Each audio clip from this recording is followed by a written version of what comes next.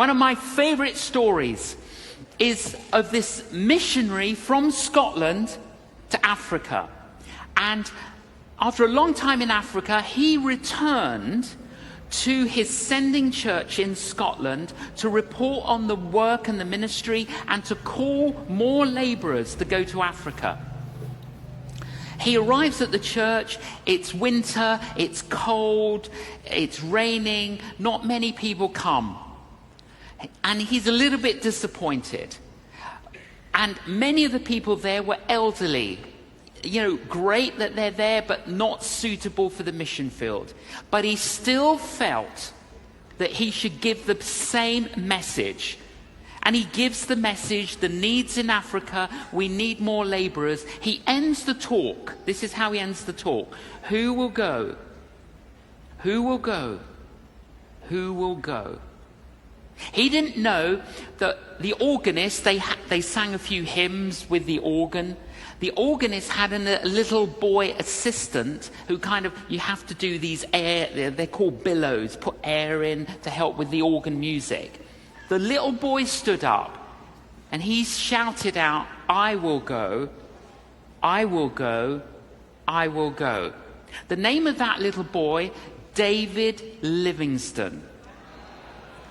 He is then advised, David, if God has called you to Africa, what we suggest is that you become a medical doctor and you can go to Africa as a medical missionary.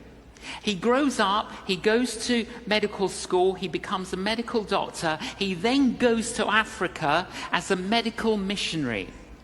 He labors and labors and labors.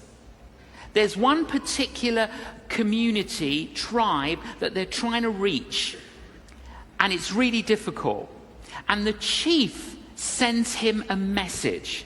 And the chief said to him, we are going to come tonight and we are going to murder you and everyone in your compound.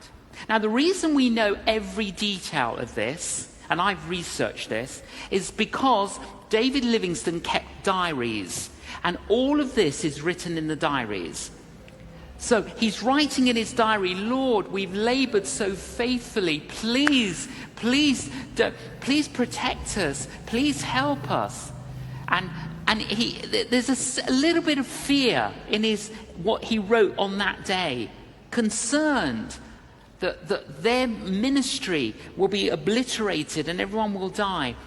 But they didn't come and kill them.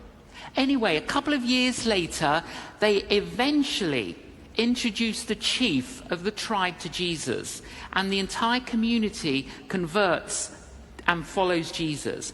David Livingston said, no, the story gets better. David Livingston said to the chief, you sent me a message that you were going to come and kill me and kill everyone in the compound. He says, yes, we came. Well, why did you not kill us? Well, because when we came to the compound, there were 39 giants surrounding the compound. We counted them. They were big warriors, and there were 39 of them surrounding the compound.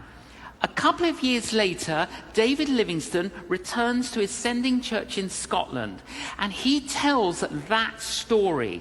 At the end of the meeting, the secretary of the church comes up to David Livingston and says, Dr. Livingston, do you remember the date that the chief were going to come and kill you? He says, of course I know the date. He gives him the date. The secretary of the church opens the church diary and he shows him that date. There were 39 people in the church in Scotland praying for them.